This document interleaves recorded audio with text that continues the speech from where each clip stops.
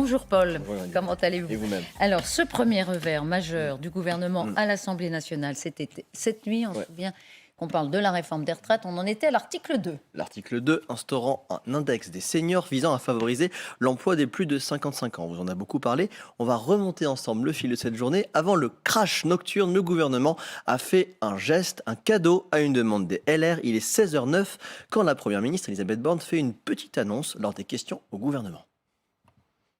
Ceux qui ont commencé à travailler entre 20 et 21 ans devaient atteindre l'âge légal prévu à l'article 7 du projet de loi et donc 64 ans en 2030, ce qui les conduisait à avoir une durée de cotisation de 44 ans.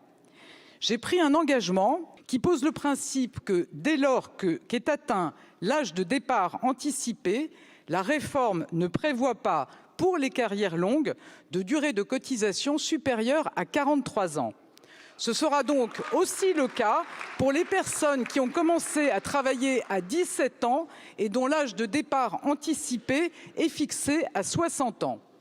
Une mesure demandée donc par la droite. Il est 20h38 sur LCI face à Ruth Elkrief. Le ministre de l'économie prévient quand même, l'air de rien, que sur 700 millions, il manque un demi-milliard. Un demi-milliard, il manque dans les caisses. Le total de ces deux mesures coûtera environ 700 millions d'euros.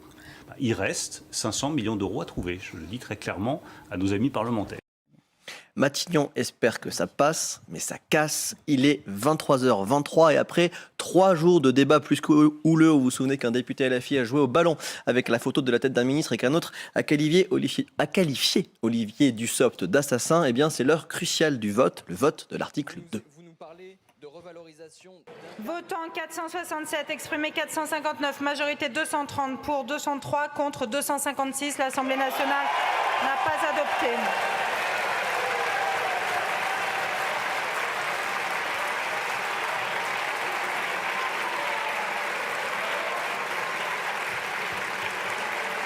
Non, s'il vous plaît. Mes chers collègues. Non, vous croyez où? Non mais c'est incroyable. Non. Votre attitude est inacceptable. Donc on passe maintenant aux amendements après l'article 2.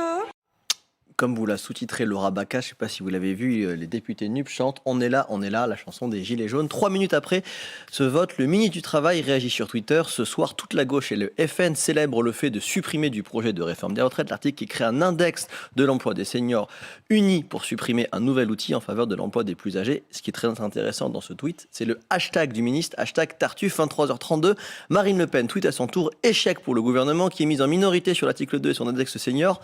Intéressant, si la NUPS retire ces amendements inutiles, il est encore possible de mettre en échec le gouvernement sur l'article 7, sur l'allongement de l'âge légal à 64 ans, dont va nous parler Julien dans quelques instants. Si la NUPS retire ces amendements inutiles, il est encore possible de mettre en échec le gouvernement sur l'article 7. C'est très intéressant. Voici ce que répètent justement les députés RN. Nous appelons toutes les oppositions à retirer leurs amendements et à prendre la stratégie qui est celle du Rassemblement national depuis le début, une stratégie d'opposition ferme à ce texte, mais une opposition constructive pour arriver au vote avant minuit.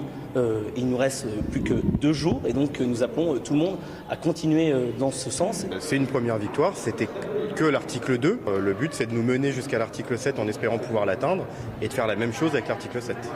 C'est un coup de semonce pour le gouvernement quand même, c'est ce Ah, complètement, mais on l'a vu à leur visage, et ils étaient persuadés avec les faux cadeaux faits aux Républicains de les avoir dans la poche et de réussir à faire passer ce qu'ils voulaient.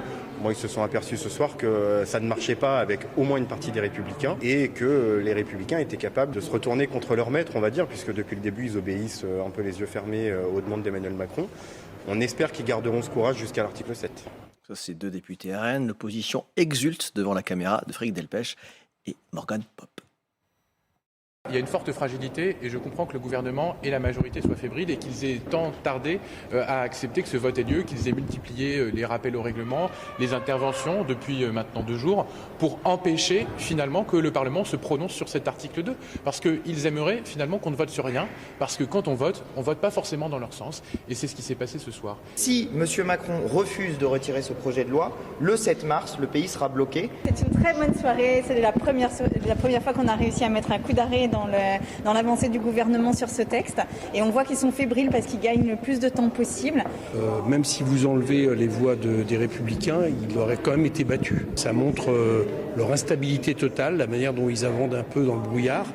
Et évidemment, ça explique aussi pourquoi, à mon avis, ils veulent à tout prix éviter les votes à l'avenir, quoi. Notre expert du Parlement, Frédéric Delpech, a fait les comptes. 2 grandes leçons. La première, c'est que les députés Renaissance ne sont pas tenus. Il a manqué 30 députés Renaissance qui n'étaient pas là pour voter. Il a manqué 11 députés Modem et 2 députés Horizon se sont abstenus. Ni Aurore Berger, ni aucun responsable de l'ancienne majorité présidentielle ne sont venus parler à la presse cette nuit. La seule courageuse vient de Lille. Elle se nomme Violette Spilbou.